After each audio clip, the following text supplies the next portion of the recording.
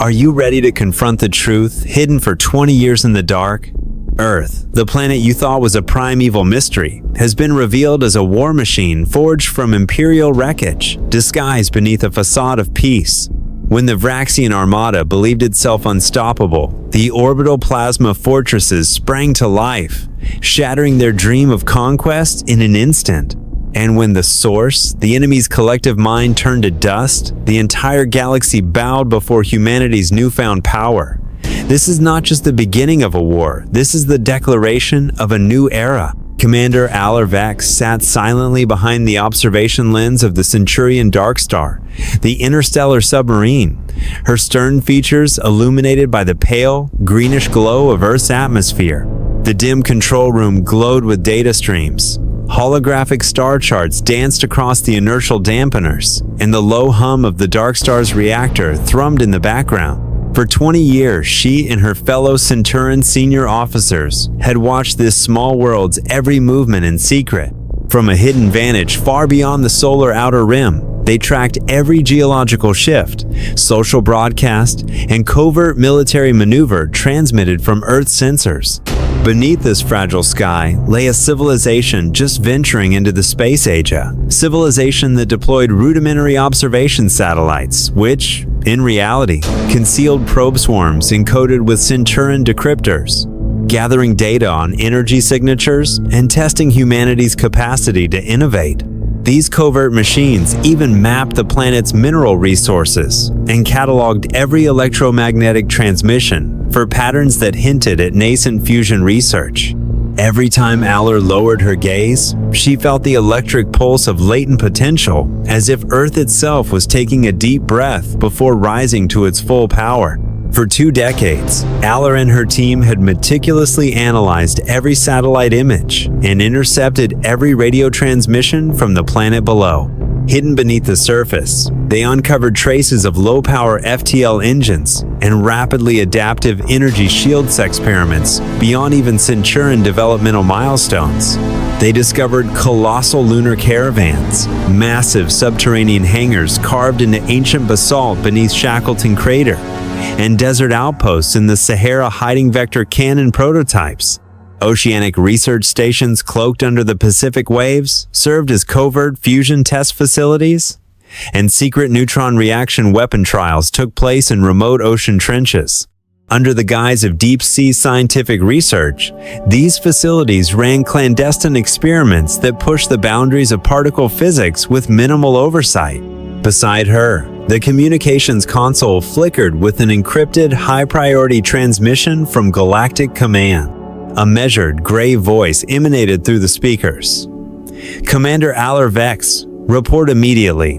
The Vraxian scout fleet has breached the Sol defense gate and is heading toward Earth's orbit. Orders. Alert the human government to the impending threat, then await further instructions. An emotional chasm opened within Alar's mind. Memories of distant Centurion battlefields and the faces of fallen comrades flickered through her consciousness, reminding her of the cost of interstellar conflict. She hesitated, contemplating the weight of deception and the tenuous trust between species that had guided her entire career. She lifted her gaze to Earth's glowing halo drifting in the star-strewn void. How could she convey that everything humanity believed was an illusion? Yet the directive was clear. Send the alert. With deliberate calm, she tapped the quantum comm array. Transmit to the United Earth Federation. Priority Alpha Zeta. Alert. Vraxian scout fleet has penetrated the Sol gate and is poised to strike Earth orbit. Initiate planetary defense protocols immediately. The green text blinked on the console, then fell silent. A weight heavier than any starship hull settled on Alar's chest. Suddenly, Darkstar's sensor grid flagged anomalous activity within Earth's orbital defense network. At that moment, a latent armor field bloomed across the optical viewport, like metallic petals unfurling in zero gravity. A spiraling stream of plasma flared into view, slicing through the darkness as it converged on a Vraxian scout vessel closing in heedlessly. Alar's breath caught in awe. Earth's defenses, once dismissed by Galactic Command as primitive, erupted with precision firepower capable of annihilating a scout ship in an instant. This display of raw deterrence shattered decades of underestimation, and the Centurion crew realized that Earth had never been helpless. The readout glowed ominously. T-minus 5 seconds to impact. The hull thrummed with force as kinetic microbursts locked onto the Vraxian vessel's hull.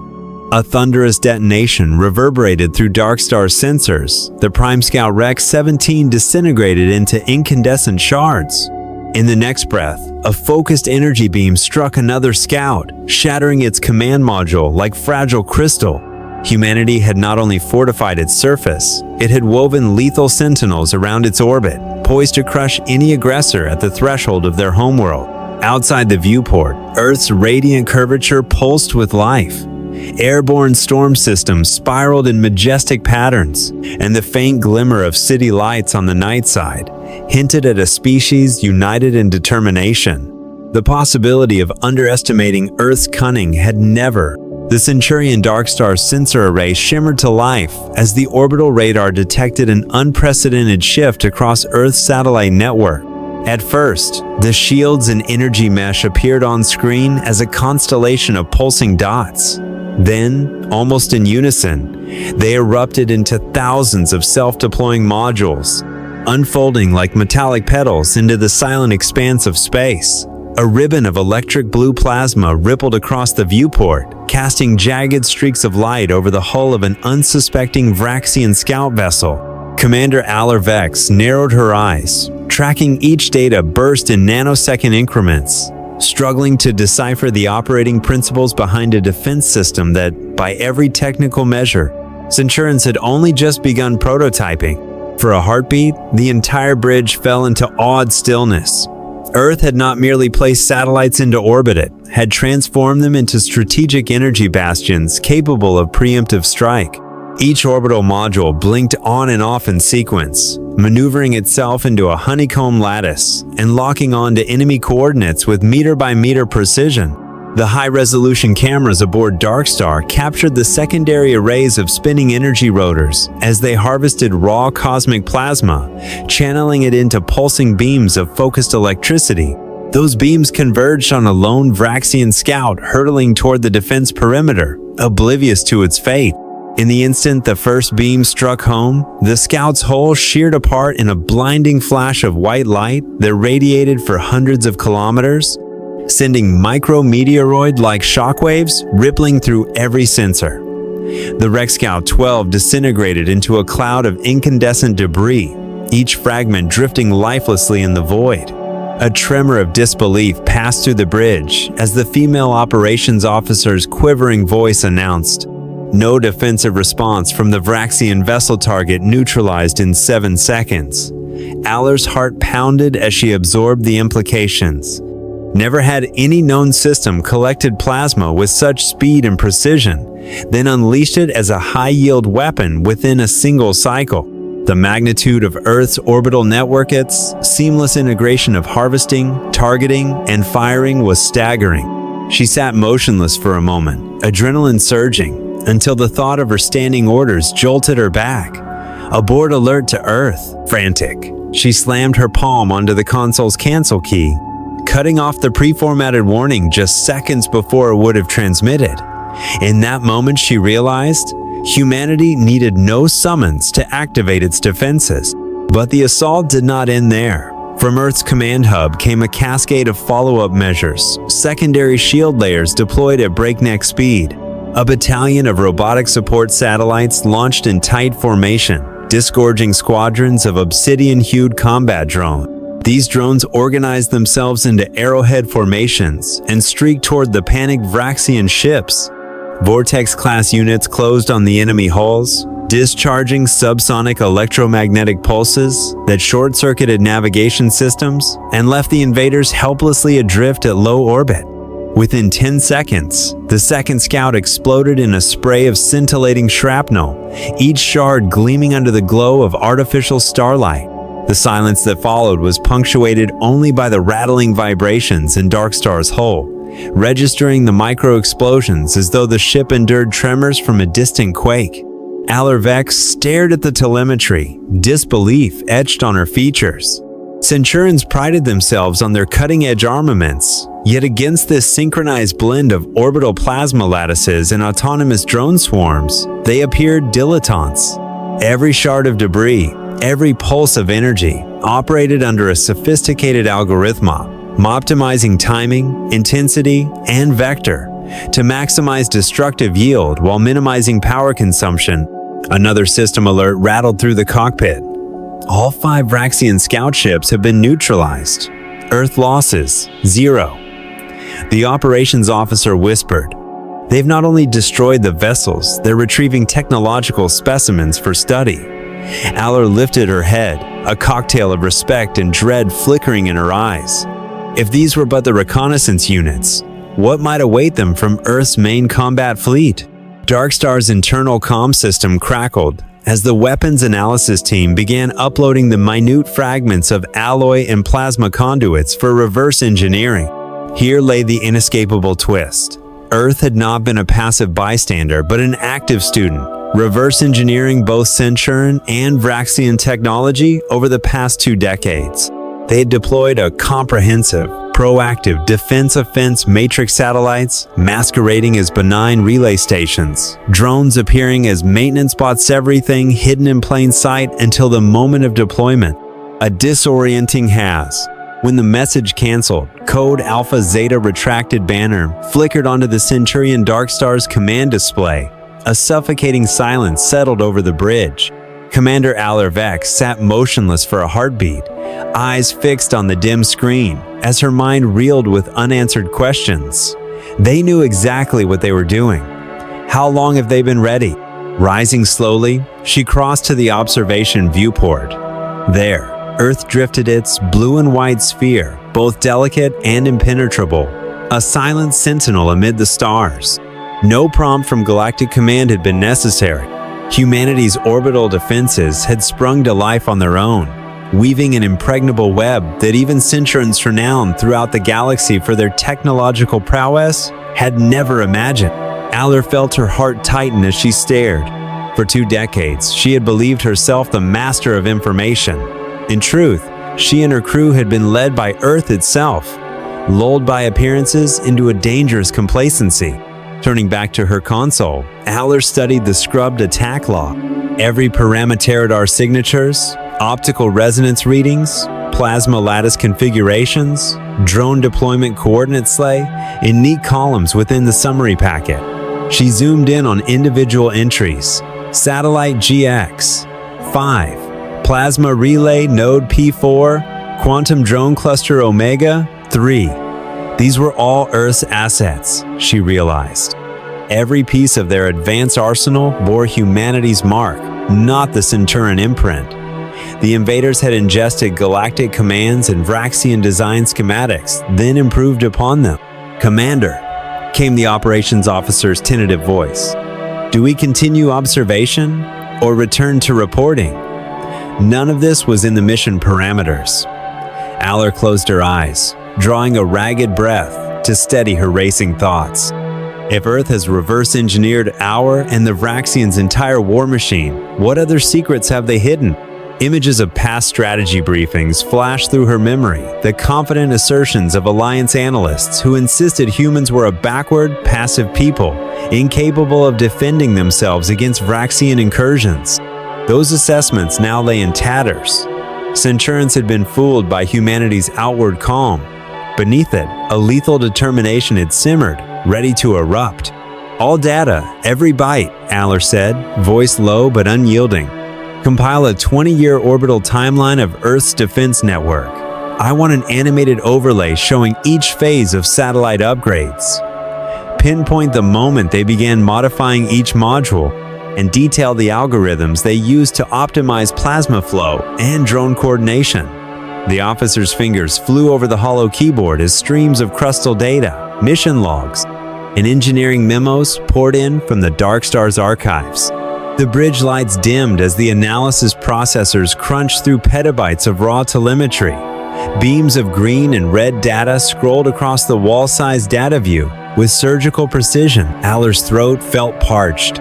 She waited, every nerve on edge, until the hollow chart coalesced into a sharp graph tracing Earth's technological ascent. Year 2000, 545, 10 years ago.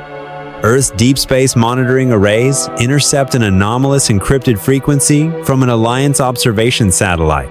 The first decryption nodes come online, unlocking hidden schematics. Year 2000, 550, 5 years ago.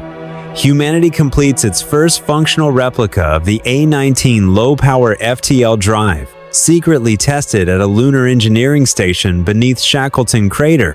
Year 2000, 558, 2 years ago. The inaugural trial of autonomous defense drones achieves full integration, with orbital sensors drones coordinate target acquisition without human intervention. Year 2000, 560, now.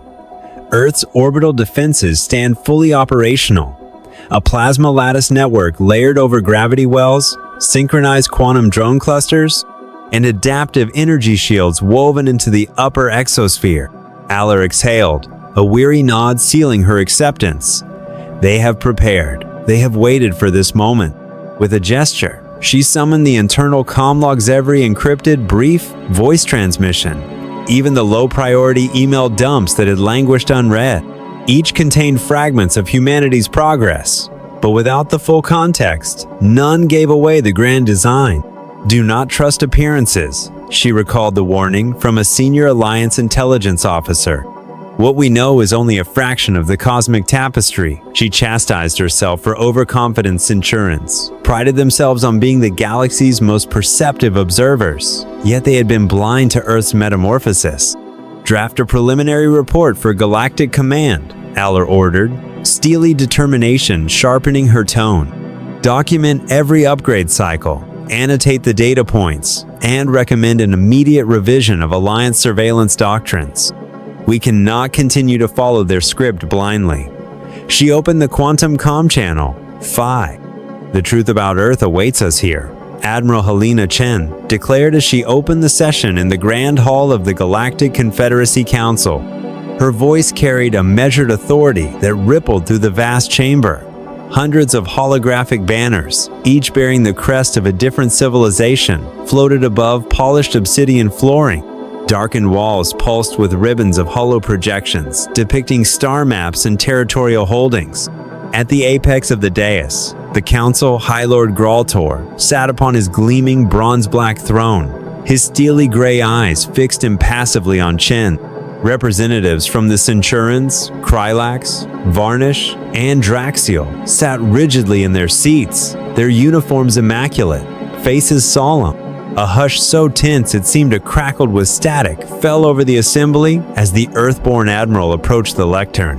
I stand before you not only as an emissary of humankind, Chen continued, but as guardian of a secret powerful enough to shake the foundations of the Confederacy. With that, she activated the holoconsole on her gauntlet. Behind her, the main holoscreen snapped to life, revealing the battered hull of a drifting starship on a storm-tossed ocean. A collective gasp rose from the delegates as the projection shifted to archival footage of the Centurion rescue vessel, hoisting the wreckage from the Atlantic Ocean 7 decades ago, the incident now officially known as the Pacific event. Chen tapped her wrist again, and the screen transitioned to a reconstructed simulation of the Confederate ship CFS 1175 as it foundered in the maelstrom of Tempest Island. Viewers saw every detail restored with uncanny accuracy. Peeling silver-gray hull plating, shattered bridge windows, and the panicked distress transmissions that faded to static. 70 years ago, she explained, a small squadron of the Confederacy miscalculated its course and was drawn into the heart of the maelstrom.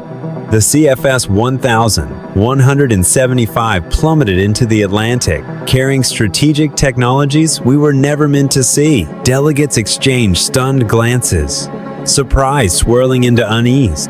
Next, the display switched to a globe of Earth marked with precise polar and meridian coordinates: latitude 89.5 due 4, in longitude 140 to 4, E where the ship had crashed.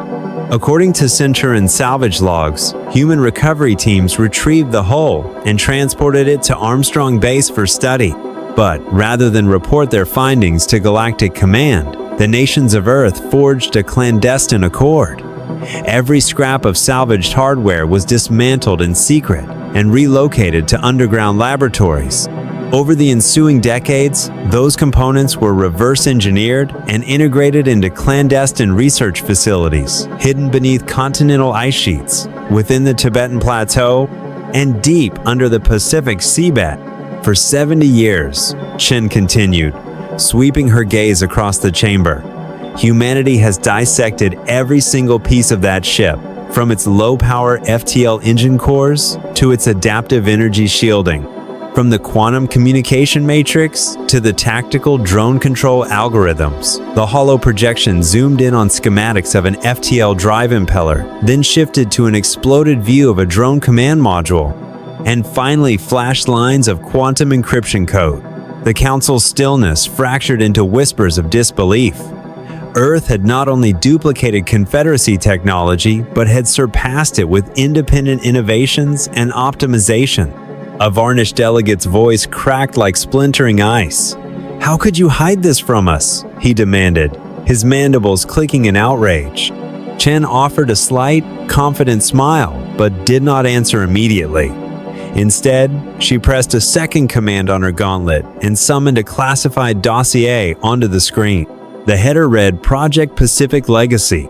Its encrypted pages outlined a comprehensive strategy: analyze recovered technologies, conduct covert experiments, and construct a hidden spacefaring infrastructure beneath Earth's surface and even on Mars.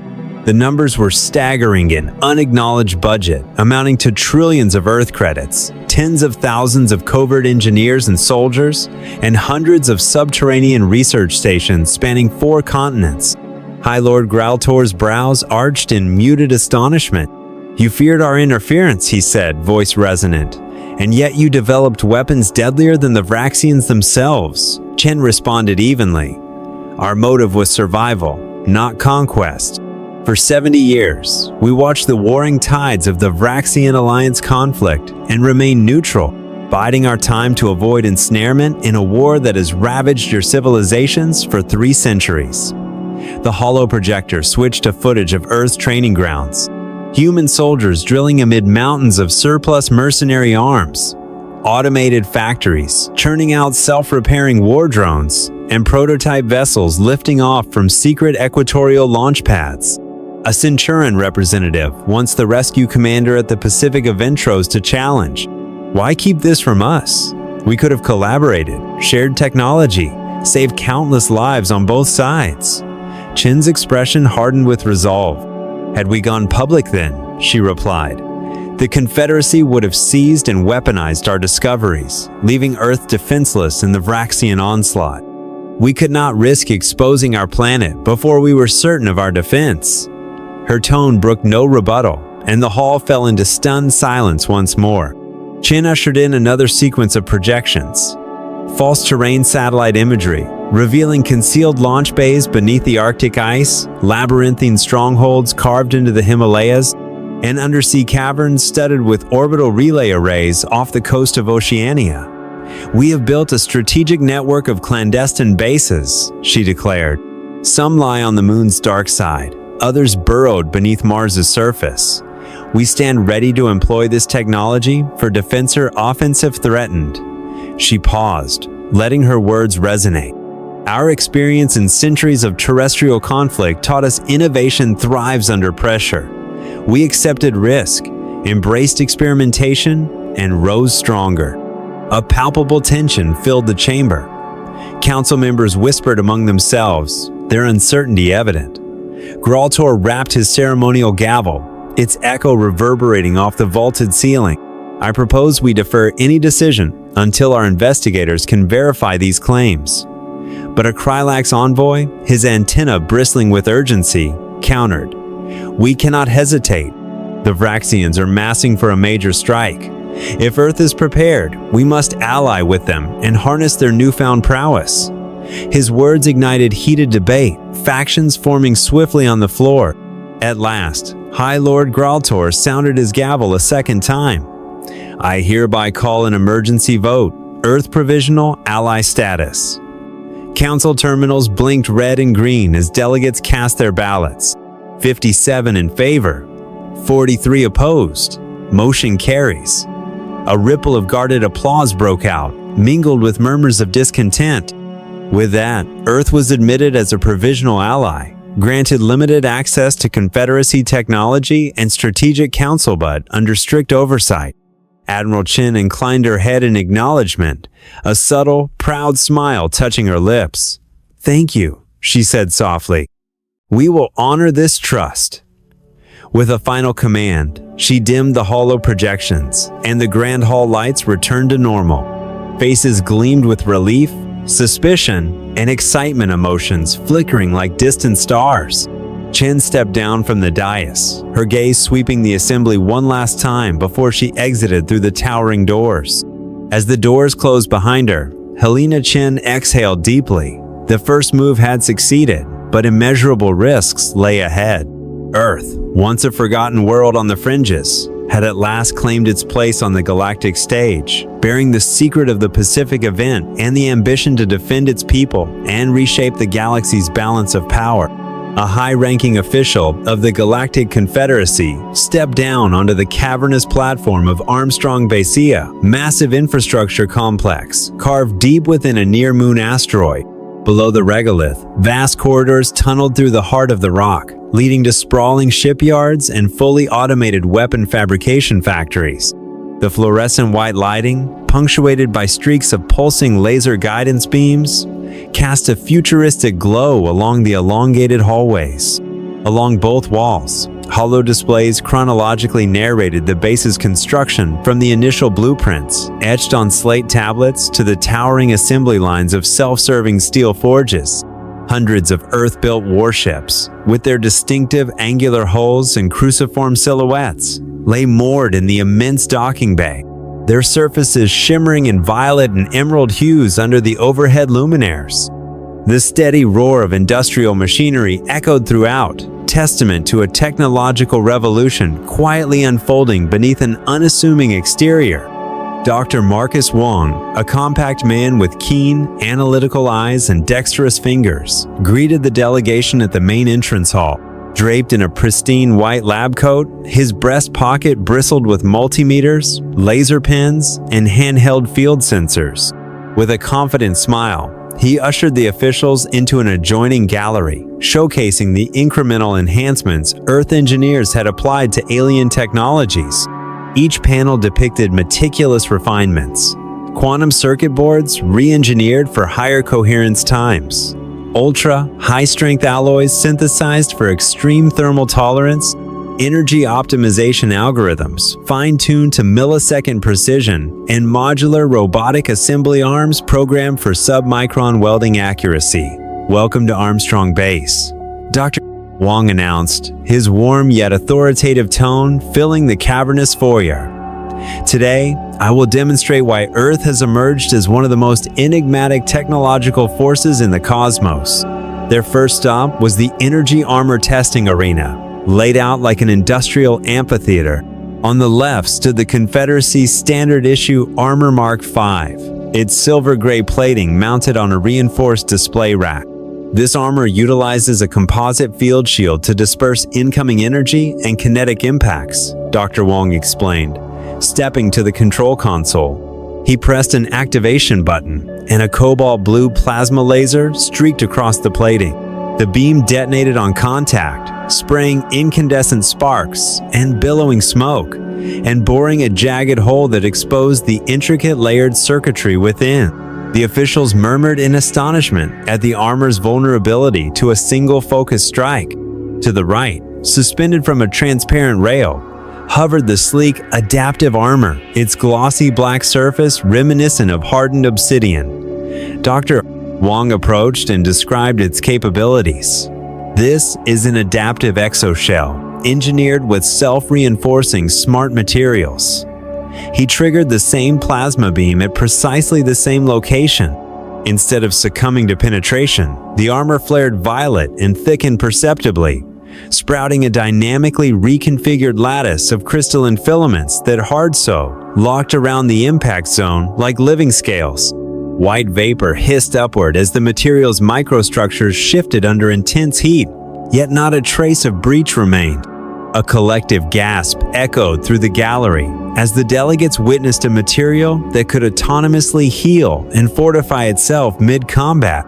Next, Dr. Wong guided the group to the railgun testing bay dominated by the towering Model R1200 electromagnetic accelerator, nearly 3 times a person's height. This railgun channels a massive current surge, he explained, propelling a tungsten titanium projectile to hypersonic velocities. A gleaming metal slug materialized at the breach, and with a high-pitched crackle, it rocketed down the parallel rails. The projectile tore through a thick steel target plate, shredding it in a brilliant tracer streak that scorched the floor and sent shockwaves rattling the overhead struts. Delegation members instinctively braced themselves as debris ricocheted, the raw firepower underscoring Earth's mastery of electromagnetic ordnance. The tour then progressed to the quantum entanglement communications chamber, where dimmed lighting revealed an array of entanglement mesh projectors. Dr. Wong held aloft a compact device etched with the acronym QEC. "Behold the quantum entanglement communicator," he proclaimed. It transmits instantaneous messages across interstellar distances without conventional lag. He keyed the unit, and simultaneously, the voice of a technician from the New Century Orbital Test Platform resonated through the chamber clear, uncompressed, and immediate. On the adjacent display, a waveform remained flat, defying the light-speed communication limitations once thought inviolate. Officials exchanged astonished glances, realizing this technology nullified the tyranny of cosmic distances. Their final exhibit was the Stealth Integration Gallery. Prototype hull sections hung mid-air within a spherical optical chamber, their surfaces coated in an advanced waveform-absorbing composite. Dr. Wong flipped a switch, and the models vanished from both radar readouts and visual cameras, leaving an eerie void where ships had floated moments before. Moments later, one silhouette reappeared at the chamber's rear, before shifting back into view at the original stationing, uncanny demonstration of active optical refraction and electron field modulation. "This is our integrated cloaking matrix," Dr. Wong explained. "By bending light frequencies and controlling electron flows, a vessel can become completely undetectable for reconnaissance or surprise assaults." The tour concluded at a panoramic observation window, where Earth's cerulean sphere hung suspended against the star-flecked void. Dr. Wong turned to face the assembled delegates. Earth has endured millennia of internecine warfare on its surface, compelling us to innovate relentlessly, he reflected. After dissecting and decrypting Confederacy and Vraxian technologies, we have not merely replicated, we have transcended. We stand poised to export our adaptive, creative mindset to the galactic stage, wielding a combination of resilience, ingenuity, and lethal precision like no other civilization. A heavy silence fell as the officials absorbed the implications. They recognized that Earth had evolved from a disregarded backwater into a formidable, unpredictable power adept at improvisation, animation of smart materials, and quantum sorcery. Before departing, Dr. Wong offered a final, confident smile. "Let us together write a new chapter in history," he proposed. With that, the delegation departed the shadowed corridors of Armstrong Base, carrying with them the knowledge that a once-overlooked planet had remade itself into a crucible of revolutionary warfare, and that its greatest innovations were yet to be revealed in the battles to come. The Vraxian fleet slipped into the Sol system in a tight formation of 5 scout vessels, their muted cerulean FTL drives flickering as they dropped into Earth orbit. Captain Ragath Kylo stood on the bridge of the flagship Elisa Vorn, eyes fixed on the tactical grid. He believed that a swift, overwhelming barrage would shatter humanity's amateur defenses without contest. His officers trembled with anticipation as they primed missile tubes, cued seeker drones, and prepared to unleash their opening salvo. Every mind aboard clung to the doctrine of direct assault concentration of firepower, crushing enemy shields and breaking them by force.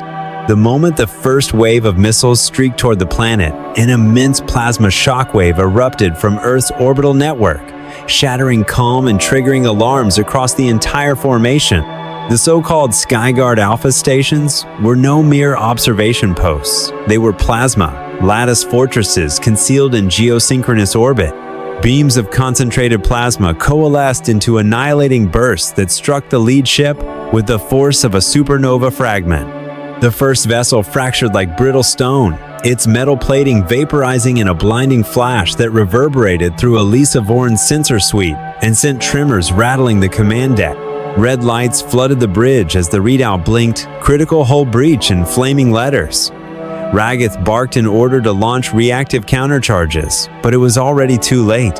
From the shattered remnants of the first scout, suicide drones launched in a kamikaze dive, affixing plasma mines to the hull of the second ship.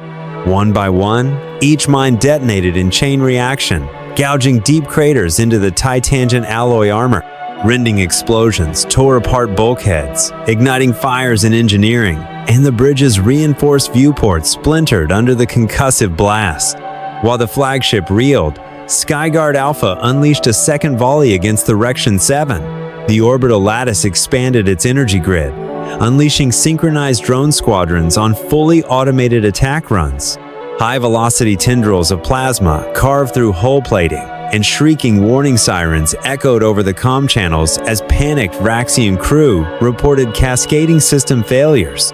They had never faced a defense so methodical, so mercilessly precise. Tactical officers exchanged horrified glances. This onslaught could not be countered with their time-worn battle doctrines. Even the Centurions aboard Centurion Darkstar watched in disbelief at the unfolding spectacle. But that was only the beginning. The orbital shield network broadened its scope, discharging high-amp EMP pulses that crippled electronics across 3 more vessels. With their control systems fried, those ships drifted helplessly before being punctured by follow-up plasma salvos. In moments, the once proud scout fleet had been reduced to drifting husks of twisted metal. Not pausing for respite, Earth-base retaliated with its own offensive strike, the Thunder Strike, orbital missile barrage. From Apollo base on the moon, a volley of guided rail missiles hurled themselves through vacuum, weaving between solar radiation shields and evasive interceptors. Each missile sought the vulnerable points: main gun turrets, FTL drive housings, and fuel reservoir compartments. When they struck, the explosions ignited cascades of incendiary plasma fragments, painting the blackness with deadly fireworks. Captain Ragath, bloodied but unbowed, rallied the survivors into a classic V formation and ordered the ion cannons to converge on a single target, hoping to turn the tide with concentrated fire. But Earth's orbital cloaking drones activated in unison, spewing swarms of microcraft that severed comm links and sowed confusion. Small, stealth-profile vessels emerged from blind spots, unleashed precision-timed heat warheads, and vanished before any counter-battery fire could lock onto them. In desperation, Vraxian engineers fired electromagnetic torpedoes to disable Earth's drones. Yet the network's countermeasures had been optimized against lateral discharge weapons. The torpedoes fizzled harmlessly as drones adeptly evaded and pinned ships with searing plasma arcs. When the final ion cannon blast struck the Draxian Thorn, its titangent steel hull crumbled like brittle ceramic. The blast wave reversed water flows in a nearby research station, flooding corridors in a catastrophic backflow as breach alarms screamed, "Hull breach! Hull breach!" then abruptly fell silent. From the moment the Vraxians dropped into Sol orbit to the utter annihilation of all 5 scout ships, less than 5 minutes had passed. No distress beacons flared, no escape pods ejected. Only fragments of shattered hull and drifting debris glowed faintly in the dying plasma, fluoresca haunting testament to Earth's newfound might. Orbital sensors cataloged millions of microshards, each etched with traces of advanced alloy and plasma lattice circuitry, irrefutable proof of the secret arsenal humanity had amassed. Back on Centurion Darkstar, Commander Aller Vex watched every instantaneous update on the tactical display. She pressed her forehead against the observation viewport, heart pounding as the enormity of the slaughter sank in. The final message scrolling across her BattleNet feed read, "All 5 enemy ships destroyed. No survivors." Nodding grimly, she issued the command, "Download full engagement logs. Prepare an emergency briefing. Earth's orbital defenses far exceed all expectations." In the profound silence that followed, the Centurion strike group stood transfixed.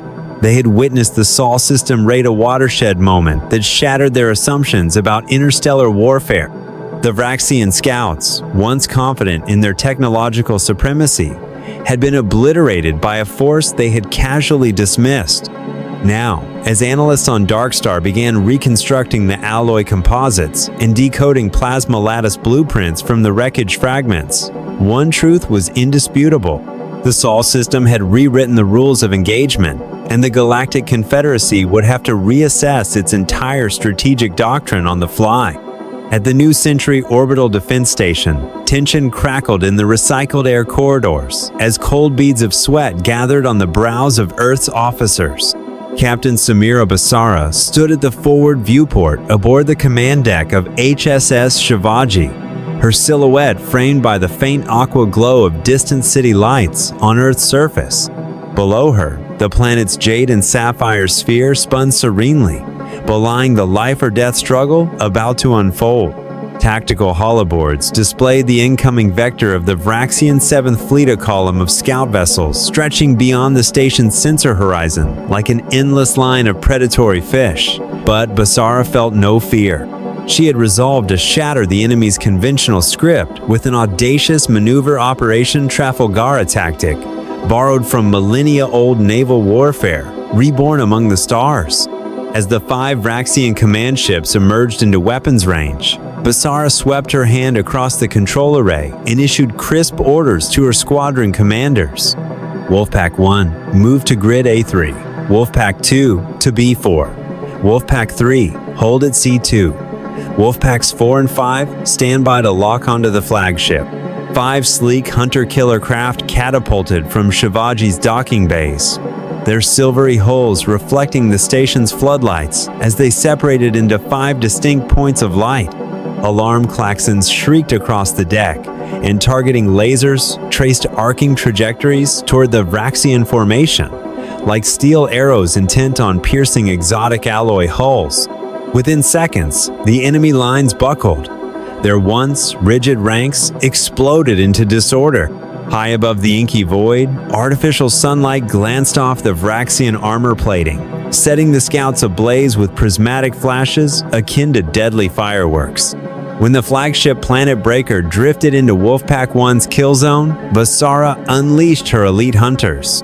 The 5 small craft veered outward, slipping between twin streams of ion cannon fire before converging on the mighty vessel's dorsal command tower.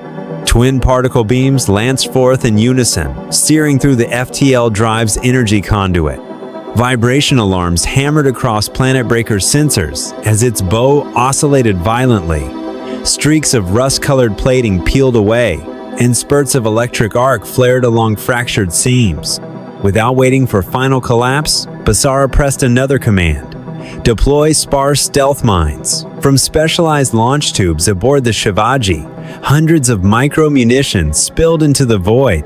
Each mine hung motionless, camouflaged by refractive coatings, until they sensed the low-frequency hum of the Vraxian engines.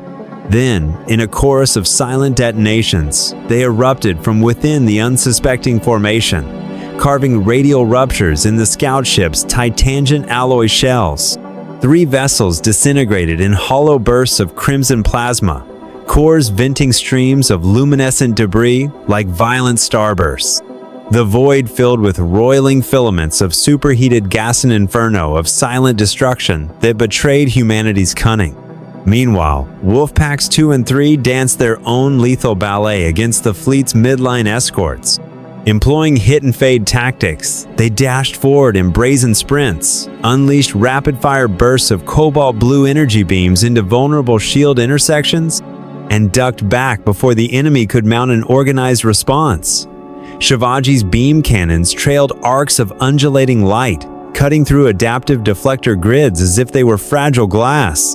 Every Vraxian loss was reported back to Basara in real time via quantum-entangled transmitters, enabling her to reallocate forces with surgical precision. Within mere moments, 2 more scout ships tumbled into ruin, leaving columns of vaporized plasma winding their way through the darkness.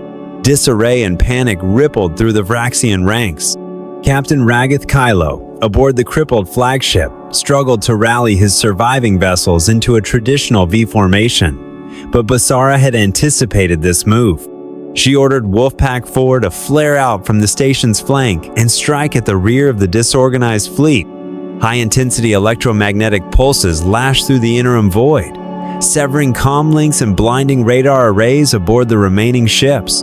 At times, the bewildered Vraxian captains found their thrusters locked into erratic spin patterns, their ships careening in aimless circles amid the wreckage. What had been a coordinated battle line devolved into a collection of hunted prey. At the climax of the engagement, HSS Shivaji and its remaining Wolfpack unleashed the final strike. The station's primary plasma modulators channeled a convergent beam of extraordinary wattage diagonal bolt of white-hot fury that sliced into Planet Breaker's portside command module. The impact detonated with ear-splitting force, shaking Shivaji's command deck as shockwaves rippled through the quantum comm network. Before observers could fully register the aftermath, the station's hunter-killer micro-drones nicknamed Predator Nymphs ejected from concealed pods and swarmed the flagship's interior volume. These compact robots, each no larger than a ground combat rover, raced through breach points and detonated their thermobaric charges, reducing corridors and control nodes to smoldering wreckage. When the smoke dissipated, only a skeletal hulk of fractured girders and molten alloy remained where Planet Breaker had once loomed. The annihilation of all 5 Vraxian scouts etched itself into the memories of every witness. Earth sustained no losses, not a single ship was lost, and only minimal hull damage scarred Shivaji's starboard side. With firm resolve, Basara ordered her Wolfpacks to reassemble at their launch coordinates. On the tactical display, the message gleamed in emerald. All enemy ships destroyed. Status: 0 casualties. A brief victory chime echoed through the comm channels, signaling triumph. News of the engagement sent shockwaves throughout the Galactic Confederacy. Strategists and admirals alike reeled at the audacity of Earth's combined arms approach, melding centuries-old doctrine with cutting-edge firepower. Trafalgar in space became an instant cause célèbre, forcing the Vraxians to rewrite every facet of their battle plans. In a desperate plea, Captain Kylo transmitted his after-action report. "We have underestimated our adversary. They have studied humanity's past and repurposed it for the future."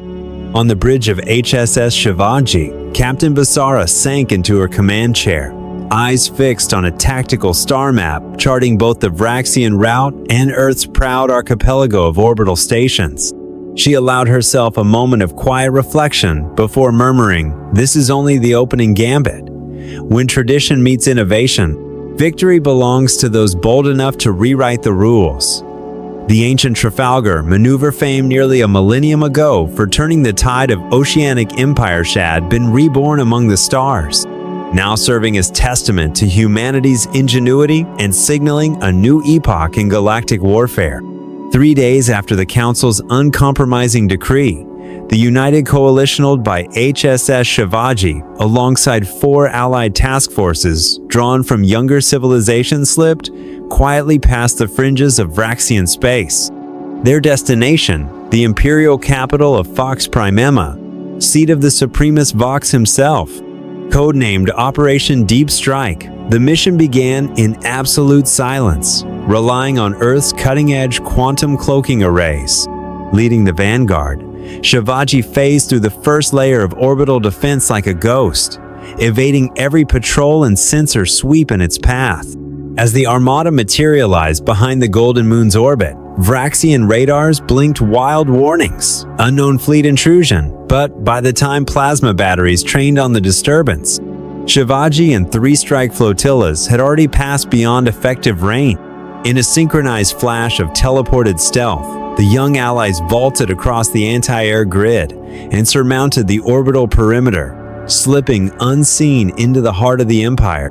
Shivaji descended into the vast sky valley above Fox Primima's central spires and hovered like a watchful leviathan, masking its thermal signature within the outflow of the city's power chimneys. Captain Samira Basara gave the order, and the troop bay doors yawned open. 20 elite commandos, including Commander Aller Vex, stepped into custom stealth exosuits infused with plasma adaptive mesh. Suspended by near-invisible tethers, they slid down to the terrace rooftops in perfect silence, the faint teal glow of their armor the only sign of their presence. Below them, Fox Primima's skyline glittered with monolithic towers of polished alloy, each crowned with its own energy conduit and patrolled by sentinel automaton.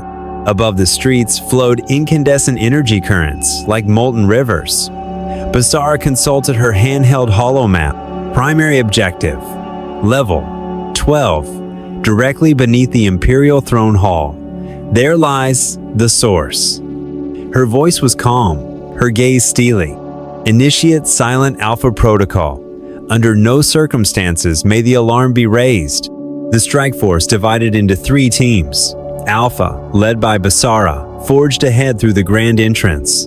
Bravo, under Aller's command, infiltrated via the city's ancient underpass network, and Charlie raced to the communications spire to sever all external links. Aller's Bravo team descended into the subterranean catacombs labyrinth of fouled ventilation ducts and plasma-tinted sewage lines. The acrid stench of burning metal and viscous chemical byproducts stung at their senses, but the adaptive filters in their suits neutralized each toxin. Silently, they weaved between infrared tripwires and evaded scanning laser grids. On the surface, Alpha activated their plasma-cutting emitters to slice through a pane of ultra-thin crystal facade.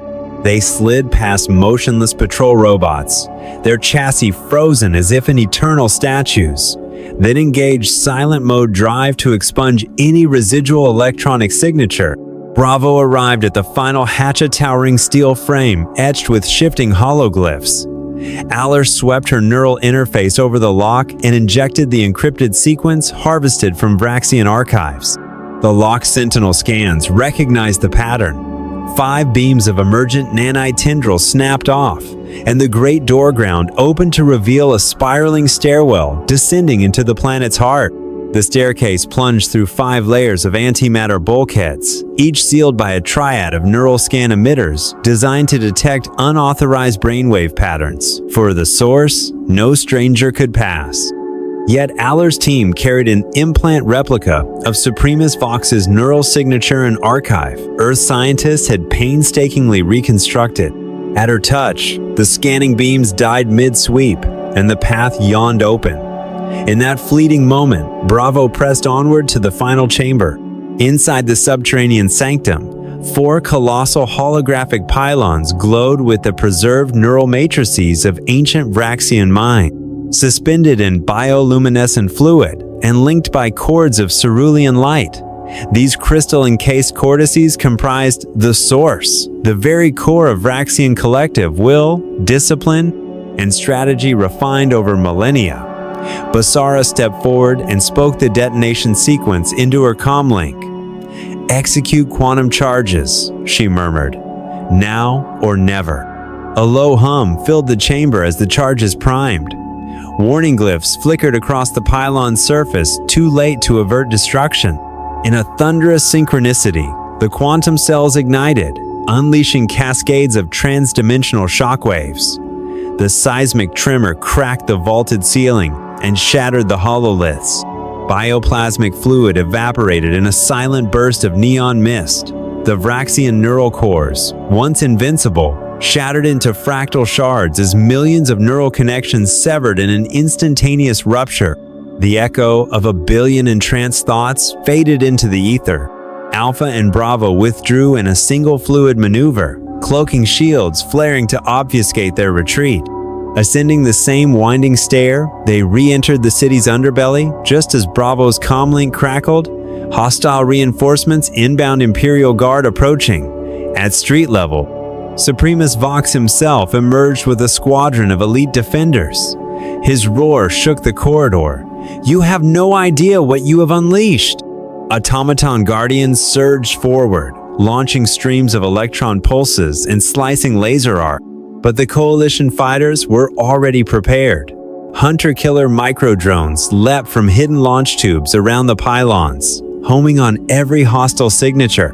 Above, Shivaji unleashed a volley of localized EMP bursts that blacked out comm arrays and power nodes across the plaza. In tandem, Charlie's team struck the communications tower, severing Vraxia's final line of reinforcements. In a climactic crescendo, Bravo's fuse-lit barrage funneled Vox himself back toward the epicenter of the obliterated source.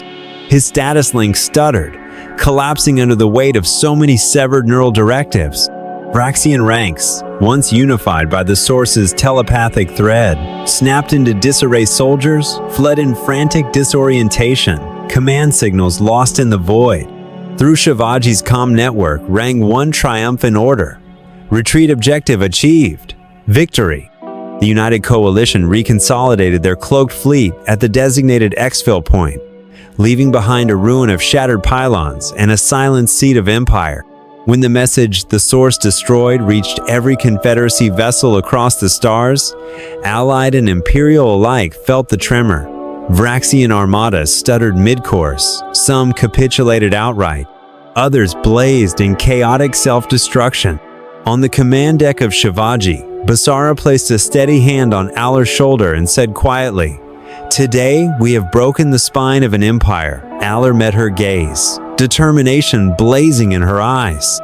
"The war is far from over," she replied, "but now we hold the chance to end it." Immediately after the source was destroyed, the news rippled through the galaxy like an unshakable seismic wave. Hundreds of Vraxian fleets, scattered across countless star systems, abruptly lost their hive mind link. Some surrendered in chaotic desperation. Others fell into treachery and internecine slaughter, as though driven mad by the loss of their collective will. On Earth and at the Alliance's outposts, victory was tempered by unease. 3 centuries of warfare had ended, but the Vraxian Empire's collapse unleashed new perils. With the source gone, billions of liberated minds flared with confusion, and automated systems from mining platforms to patrol fleets ran amok without guidance. In this tumult, Admiral Helena Chin and Commander Aller Vex were entrusted with a monumental charge. Not merely to safeguard a fragile peace, but to forge a sustainable new order. 3 days later, a crisis conclave convened at Titan Station, the neutral bastion orbiting between Mercury and the asteroid belt. Delegations from 29 species assembled in the luminous Grand Hall, including young Centauran warlords, venerable Krivak elders, Krylax emissaries, and the Varnish historians delegation. The 360-degree hollow wall displayed a galactic map, its once Vraxian territories glowing crimson, before transitioning to the emerald banner of the Alliance and fledgling free worlds. The atmosphere crackled with anticipation and tension. The guns had fallen silent, but could these diverse factions find common ground to prevent the chaos from spreading? Admiral Chen entered, her deep blue mantle emblazoned with Earth's star embrace insignia flowing behind her. She offered a serene smile as her voice echoed through the chamber. "We have annihilated the root of endless war. Now we stand at a crossroads. Continue to defend this temporary peace by old means, or craft a new covenant founded on mutual contribution and collaboration?" Behind her, 3 guiding pillars materialized in holographic splendor: equal contribution, equitable resource sharing, and multi-species voting rights. She named this framework the Soul Accordsa, Pact of Souls, binding every species in moral commitment. Immediately, the assembly fractured into 2 camps. A Krivak elderess, speckled gray hide, etched with the weight of ages rose, voice gruff with caution. For 300 years, the Galactic Alliance has maintained order through patience and strategic withdrawal. We cannot entrust our fate to an untested treaty. By contrast, a gleaming Krylax delegate acclaimed Chen's vision. "We have witnessed the collapse of antiquated power. Without renewal, chaos will spread unchecked. Voices swelled on both sides, tension surging like electrical arcs in the grand chamber. The debate reached fever pitch when a varnished historian stepped forward, invoking secret archives collected by Commander Vex. Centurion logs confirm the Alliance Council knew of the source for centuries, but deliberately preserved the conflict for political gain. They manipulated military force to prevent any side from prevailing and kept the galaxy in equilibrium for their own advantage. The Holoviewer displayed internal communiques bearing the Council's seal and signatures of long-dead High Lords. Gasps of astonishment and outrage rippled through the delegates. Amid the uproar, Chen pressed her palm to the console, quelling the tumult as her visage dominated every display. Her voice, resolute and unflinching, filled the hall. We seek neither vengeance nor replacement dominion. We seek a lasting solution in which every species contributes and shares responsibility. The Soul Accords are not a play for power. They are an ethical covenant to place every sentient life above factional self-interest. A smattering of applause followed, as some delegates exchanged glances, convincing them that the battle was no longer merely fought with weapons, but with ideals. Negotiations stretched through 2 relentless days. Smaller councils convened in side chambers to hammer out the Accord's finer points. Force contributions, resource quotas, and voting protocols for the new council. Earth's delegation proposed a dual-vote system. Each species holds 1 equal vote, supplemented by weighted votes based on tangible contributions. This design would curb numerical majorities from steamrolling smaller parties, while incentivizing interspecies aid through technology sharing. The wary Krivak representatives, though slow to trust, gradually conceded that without enforceable confidence-building measures, force would again become the arbiter. On the final evening, Titan Station's glass-roofed Sky Garden hosted a diplomatic banquet under the watchful stars. Admiral Chen and Commander Vex moved among the guests, offering toasts of Titan Earth wine, an aged vintage fermented from the hardy vines of Titan's ancient vineyards. Bathed in soft luminescence, a Krylax envoy confided in a Centurion colonel. Without Earth's leadership, we would never have dared pursue such a covenant. Allah responded with a gentle smile. We learn from our own divisions and internal wars only. By transcending our fractures can we emerge stronger. The next morning, in the resplendent Grand Hall, more than 50 species affixed their seals to the Soul Accords document. Admiral Chen, as principal architect, signed first beneath the incandescent emblem of the Federation. With a firm voice, she proclaimed, "Today marks not only the end of hostilities, but the dawn of a cooperative epoch. We hereby establish the Galactic Federation, a union founded on fairness, progress, and mutual respect." A chorus of voices rose in unison, "Federation!" Immediately, Galactic Comms networks sprang to life, broadcasting protocols for medical aid, educational exchanges, cultural partnerships, and collaborative research. Decommissioned Vraxian mining stations were entrusted to former subjugated colonies to rebuild civilian infrastructure. A multi-species rapid response fleet formed within hours to deliver humanitarian relief to worlds still reeling from war's devastation. In a poignant final address, the fallen Supremus Vox's countenance, now tempered with humility, ascended the dais. His voice, once the orator of empire, now carried a wounded sorrow as he spoke. You have achieved the unimaginable, transforming enemies into partners, turning war into peace. We were once beings defined by anguish. Today, we become architects of our shared future. A few tears slipped down many delegates' visages, a solemn recognition that, despite stark cultural divides, all shared the same yearning for freedom and prosperity. As the lights dimmed and the Galactic Federation standard unfurled above the assembly, Admiral Helena Chen and Commander Aller Vex stood side by side before the panoramic vistas of space. They understood that the journey ahead restoring lasting peace would be arduous. Yet, for the first time, the galaxy species fought not only for themselves, but for their collective destiny.